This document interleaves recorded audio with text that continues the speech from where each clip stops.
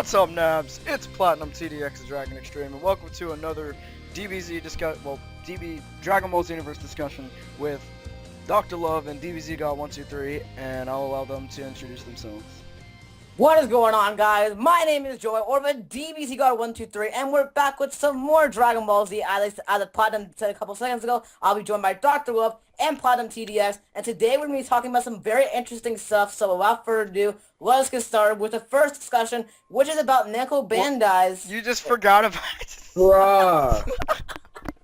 My God. Okay, I won't talk. You go again. 5, 4, 3, 2, 1. What? Wait, what? Okay, I'm gonna go, then Dr. Love's gonna go, then you're gonna go. Last, I know, okay. Okay. I'm cool with that. Alright. What's up, Nabs? It's Platinum TDX Dragon Xtreme, and welcome to another Dragon Ball Xenoverse discussion, and welcome to... Wait, what? Hold on. Welcome to another Dragon Ball Xenoverse discussion with Dr. Love 307 and the DBZ God 123. Oh, yeah. What's going on, guys? This is Dr. Love 307, and I'm here with what he just said, Platinum TDX and the DBZ God 123, so I'll just let him introduce himself real quick. That's right, so what is going on, guys? My name is Joey, or the DBZ God 123, and we're back with some more Dragon Ball Z. Now, today we have a very interesting topic. Now, Platinum, TDX, why don't you tell them what the topic is about today? Okay, so the topics for today are, as you guys know that they released last year, Namco Bandai's licensing for Dragon Ball Z games will end in 2015, and we're going to be talking about what could possibly go on after that. Also, our other topic is, since this game is being brought to the PC on a good profile, a good port, hopefully, or either its own version, which I really think it is, what will the mods bring to the table from the modding community of Dragon Ball Z? So we're going to jump right into this. So, Dr. Love, what are your thoughts on Namco Bandai's licensing ending in 2015? I feel like this is honestly probably a good thing for the Dragon Ball Z games because ever since they got the license, the games have been downgraded like a lot compared to when they were in the other hands of, I forgot what the name was, but back in like the PS2 days and all that stuff, they've downgraded like a whole bunch in comparison. So maybe this will be a good thing because Bandai Namco is very money hungry, so that kind of gets in the way of like making a legitimate like good game sometimes. So I think that this is a really good thing for the DBZ games, but also it kind of worries me because I don't really know exactly who will take the license, and it could end up being someone really bad, but I'm just hoping for the best. So that's my personal opinion. So DBZ God 123, what do you think about it?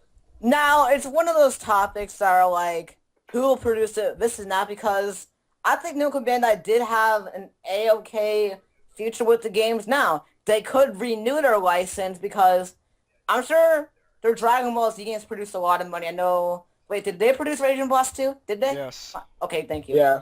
They did produce Raging Blast 2. I mean, I think they're going to license them each other again. Not... Wow, I was worded terribly. I think they're going to renew their license. That's my opinion right there. But if they were to get a new company, you could say a new company to produce their Dragon Ball Z games, like a new company to produce the Dragon Ball Z games, like the old company. What was the old company called? I forgot. Atari. I forget. Atari. Atari, that's what it was. Atari would have been... I mean, they produced a lot of good games. They produced the Budokai games and stuff like that, but that was way back when, so maybe they would have a brighter future in 2015 for the new kind of Dragon Ball Z games, because for all we know, they could be working on the next Dragon Ball Z game as we're sitting here talking. And as of right now, guys, this is November 16th, 2014, so you could be watching this in 2016 and be like, they've already announced like 2 Dragon Ball Z games, but we're sitting here like, oh, they announced 2 Dragon Ball Z games. It could happen, but I think they're working on another Dragon Ball Z game right now, maybe another company, another gaming producer. I mean, I'm sure they're working on a new Dragon Ball Z game, another company, but yes, I do think they are going to renew their license, but leave it in conscious down below on what do you guys think about that. Now, Platinum, let us move on to our next discussion. Why don't you tell us? Dude, he didn't say what he had to say. Well, you just said some bullshit. Right, so my thoughts on the whole situation are somewhat similar to DBZ God 123's. Bandai Namco could actually renew their license. After all, they only got their license back right before Raging Blast 1 came out, which was developed alongside Atari. Then Atari's license, they officially bought the whole license from Atari and kept the Dragon Ball Z franchise to themselves up until 2015. And as you guys know, Raging Blast came out in November, so they still have another basically almost a whole year to actually develop or announce a new Dragon Ball Z game for November. And Raging Blast 1 came out in November. They bought the license after Raging Blast 1 came out, and they produced a lot of crappy games, with the exceptions of two, Raging Blast 2 and Xenoverse. So maybe Xenoverse was their way of going out with a bang, or either maybe that was their way of coming into the current gen, which I kind of believe it was both. So they could go either way with this. If Atari brings back their license, I don't think they'll do such a great job anymore, because mainly, if I recall correctly, a lot of Atari's guys went to Namco Bandai for like just money purposes or Dragon Ball Z purposes. So I think Namco Bandai will renew their license. Since Raging Blast 1 came out in 2009, I think it was, that was, I want to say, a 6-year license. So maybe they'll get another 6-year license, or either they'll do another shared license with another company such as Atari.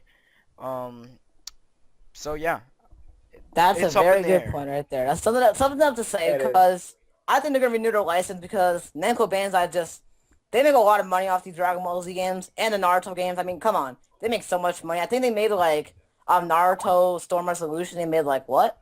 It was on Saiyan Island too. I forgot, but They made it was Dark a crazy Souls. number.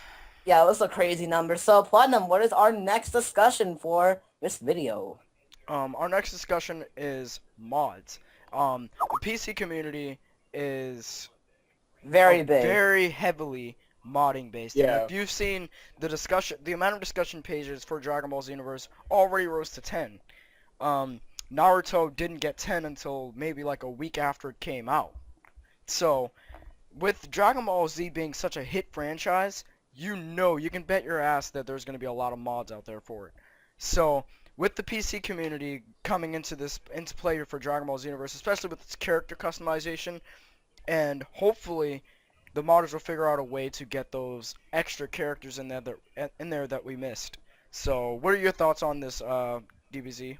I mean, Now, this is one of those topics that I just want to kick it off, because I think mods, and this is my opinion, you guys can go have your own little opinion, that's just overall your opinions, but I think mods will ruin Dragon Ball's universe, in my personal... I mean, certain mods, because think about it. Just think about it for 2 seconds. Way back when, Namco Bandai, or like in the past Dragon Ball Z games, they used to update their games. Did you guys ever wonder why they did not update their games, and et cetera, why they didn't upgrade it like certain games like Naruto games, they put updates on them every once in a while, but for Dragon Ball Z games, they did not, and it made no sense. A reason why they didn't do that was for mods, I think it was, because I know when Battle of Z came out, day one, the game was hacked, modded, et cetera, for the World's Energy, I think it was at 999, and I think when the games get hacked and modded, they basically give up on the game. But sorry to cut you off, but here's the thing about Battle of Z's hacking incident, and Raging Blast 2's. So Raging Blast 2, those were all text mods, and text mod I'm kind of familiar with. I've viewed a couple of tutorials, and I've done them for Naruto. They mainly just changed the character's customization options, and also, along with BT3, if you were to update the game, all they would have to do is save the registry file and put it back into the game again, because you can't change the code. No, but you know how many people get mad after that? Like, if they were to update the game, they would make so many Dragon Ball Z fans mad that they would give up on the game. Because, yeah, they would. How? I know some people who would just, like, if they were to update the game tomorrow, they would get fucked and be like, I'm done with this game. But because why?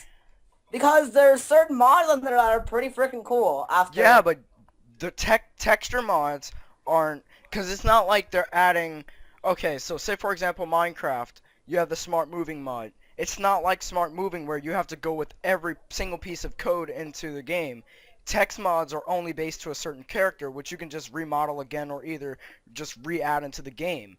because there's no specific code that's bounding you to stop that.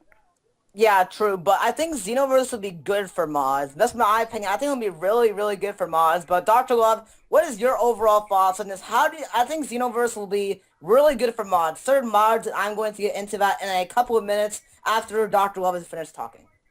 So what is your overall thoughts? I think with like maybe certain mods, like skin mods, I'm pretty sure they could come up with some pretty cool stuff with like considering the type of like designs that people have created just with their own type of characters and their imaginations that I've seen like online and stuff. I'm like, dang, if I saw that in a game or even in a show or something, that'd look pretty sick. And I know there's people out there that can turn that into mods and actual skins. And I'm pretty sure they can make some pretty awesome stuff. And also with other type of mods, the only other thing I can really think of on the top of my head that they would mod is maybe like super moves or something. And animation, like super swaps. Now, the one thing if they were to mod... Yeah, like stuff like that. Sorry to cut you off here, but if they were to mod the Toki City and stuff like that, I don't know. That would be... Like, if they were to, like, hack into Toki City and do stuff like that, I think it would basically ruin the game. But here's the thing about that. In order to do that, either A, you have to be a sore loser, or either B, you have nothing else to do with your life. So, in order to mod Toki City, just like the Battle of Z demo with the Genki key bar or whatever, where it was 99999, in order to do that, you would have to spend so much just dumb time on the game. Yeah, but fun fact, I actually know, there was, my friend actually knew a person who hacked it, or somebody knew him or whatever. Apparently he spent a really long time modding Battle of Z. He spent like a couple months, I think. A couple months, yeah. It took a while. But some mods they could add, others they could not. But leave it in the comments down below on what do you guys think about that. Now, is there anything else you would like to say about the discussion overall, guys? Anything else? So, what would be your favorite mod to implement in Xenoverse? My favorite mod? Maybe, yeah, I think like animation attacks. Like, I would imagine PC getting more mods than the consoles because PC is going to be easier to mod. Now, Not there's really. going to be, yeah, well, Because it depends on their encoding system. It depends on their encoding system. With the next-gen games running on the same architecture as a PC, mainly it just comes down to how would you get it onto the consoles, and a lot of people just don't feel like doing the hassle. But I know back in the day with 360 and PS3 on Modern Warfare 2, back in those days, people used to mod the heck out of consoles, and then it sort of died down for some reason. This is called losing a franchise, basically. But, yeah, so, I mean, this is kind of good discussion right here. It was kind of a long discussion, too. I think my favorite mod to implement... Well, Dr. Love, I'll let you go first, and I'll end it. Yeah. Alright, I would like, if this isn't an option in the game to make, like, your own, like, change the color or something, or, like, make your own name for, like, the type of super moves and make it how you want it to look and, like, kind of, like, name it. If someone could make a mod that does that, I think that would be really awesome. Like, making, like, some sort of, I don't know, like, was it like a yellow-green Kamehameha, but then name it like, I don't know, like super-duper wave thing or whatever, something like that. Like some stuff like that, or like maybe like a purple Final Flash, something like that, and like call it whatever you want to. I think stuff like that would be pretty cool. Besides that, especially with the Steam Workshop might be integrated in Xenoverse, besides the fact what Dr. Love said, because that I will literally flip shit if people don't do that. Yeah, I know. My favorite mod will probably be the transformation mods, and the main reason I say this is because, especially linking to DBZ BT3, I recall from Vegeta's second form, or Vegeta End, he would transform into Super Saiyan, then Super Saiyan 2, and you could mod it to have a hyperlink, and he would transform again, and go straight to Super Saiyan 4, or go to Super Saiyan 3. Or go 3 then 4, which would be pretty cool.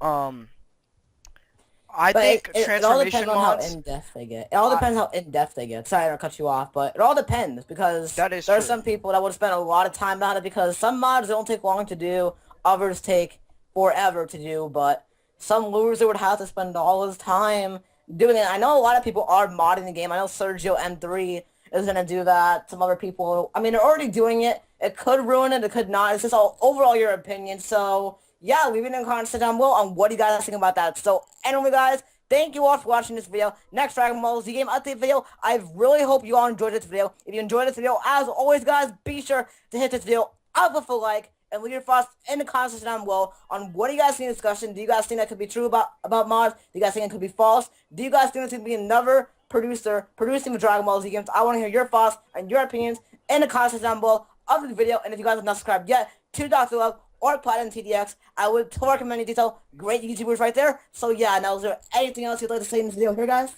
My name is Platinum TDX, Dragon Xtreme. I hope to see you guys later. And I was joined here today by DBZ God 123 and Dr. Love 307. Their links will be in the description below. Check them out. They're awesome. And Dr. Love. Hey, well, cut it off here. Bye. Take it easy, guys.